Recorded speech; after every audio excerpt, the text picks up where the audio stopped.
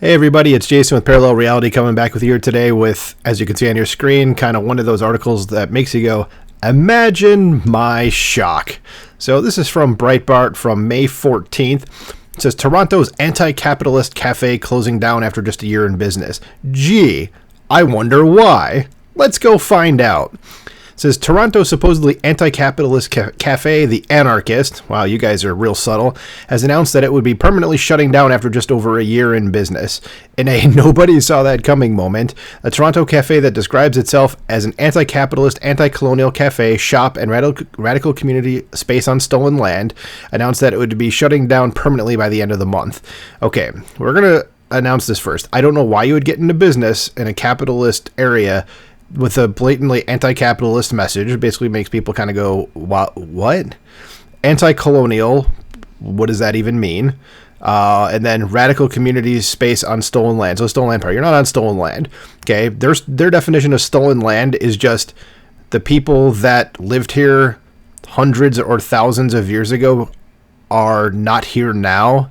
So it's stolen land. It's like, if anybody out there knows the history of the world, literally everywhere, except for maybe Antarctica and like the North Pole, has changed hands between ethnic groups for tens, if not hundreds of thousands of years, like fairly regularly, so there's really not such a thing as stolen land. So knock that shit off because you're wrong. Okay, so you can tell where these guys are coming from. Extremely far to the left. So it says, to counter the idea that the business itself was a capitalist enterprise, which, yeah, that would seem like if you're starting a business and you're saying we're anti-capitalist, but we're capitalist because we have to make money to stay in business. But anyway, it says, the cafe introduced a pay what you can coffee, and I'd go there, wouldn't pay anything, which the owner said cost the business money. Really? God, I wonder why. This is what was supposedly subsidized by more expensive drinks on the menu. Obviously not well enough. Says, yet this was seemingly not enough to keep the coffee shop afloat. Big surprise. With owner Gabriel Sims Fewer writing this week, unfortunately, the lack of generational wealth/seed capital from ethically bankrupt sources left me unable to weather the quiet winter season or to grow in the ways needed to be sustainable longer term. Yes, because it's everybody else's fault, Gabriel. It is not yours for starting a business that was clearly designed not to work, and then this lack of generational wealth seed capital from ethically bankrupt sources. So what, you were just expected that like your parents were just going to hand you money at some point so you could do this, or like banks were just going to give you loans? So it's their fault that this didn't work. It's not your stupid idea. Obviously, it was clearly your stupid idea. So go F yourself. So we're closing down on May 30th. Oh no, big loss. Too bad. So the article goes on. It says, it is, and this is from that guy.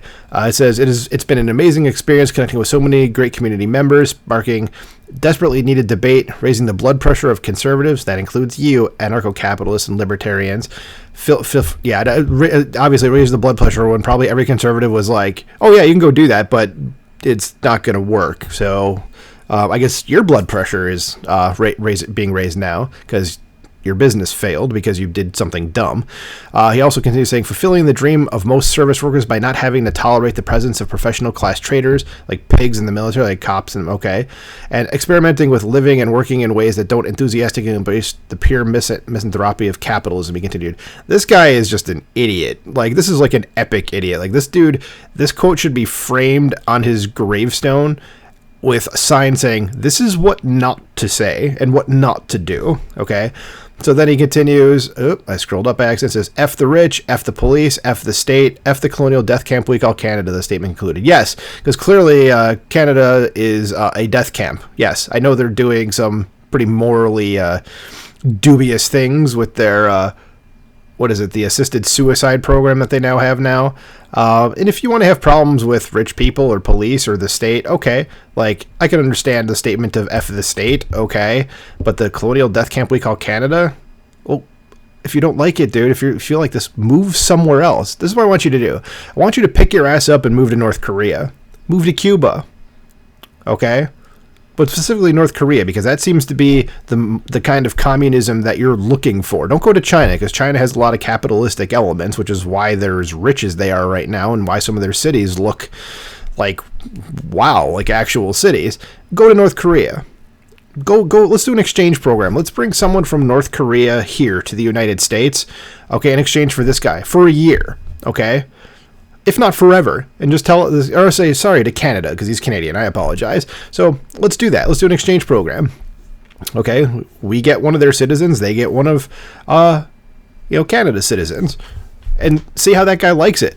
Okay, I guarantee you, if he was there for probably even a month, he would be begging to come back to Canada. And the thing is, when he goes to North Korea, it's not he's treated as a tourist.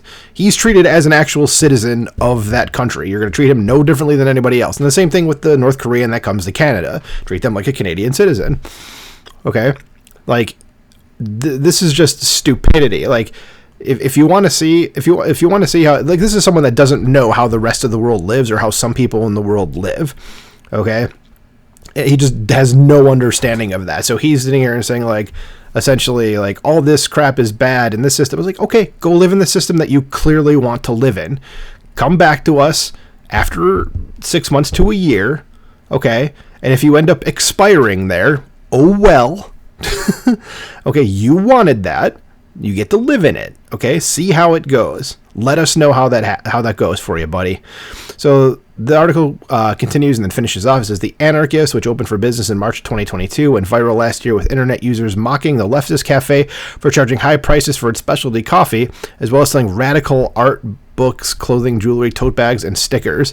I'm guessing this is a video of it that I'm not going to play. I don't want to get struck or anything like that. Plus, I also, again, still haven't figured out how to get volume on these videos, and I haven't really tried either, but there you go. But what was it on here that I just saw? Like, they're charging high prices, so that's why people were saying that it was a capitalist thing, even though he was saying it was anti-capitalist. But he had to charge those high prices, as he said, because the coffee was a pay if you want to sort of thing. Which, who the f would have paid for it? I mean, seriously, if somebody's telling me at a place I go to that, hey, you don't really need to pay for this, you can pay what you want, I'd be like, well, I don't want to pay anything. Why the hell would I give you any money? But it's like, oh, but if you want that thing that normally cost, $5, you got to pay $15 for it. It'd be like, then people are going to go elsewhere because they can get that same thing for cheaper. Like, this is just a stupid business model. But anyway, article finishes and quotes, this is a quote from a Twitter user, apparently says, "Rest in peace, Marks and Engels. You would have loved the Anarchist coffee shop in downtown Toronto that is charging $4 for a coffee in your name." Oh, God, that's funny. So, yeah, this is just one of those, you asked for it, you got it, and gee, I wonder why this place had to close down. Too bad. Sorry, Toronto, you can go get your cups of coffee somewhere else, somewhere that actually appreciates you and doesn't think that you are a piece of garbage just for, being alive. But anyway, let me know what you guys think about this. Does this also feel like a sort of, what a shock sort of thing to you? But let me know what you think in the comments below. Like, share, subscribe, and I will talk to you soon. Bye.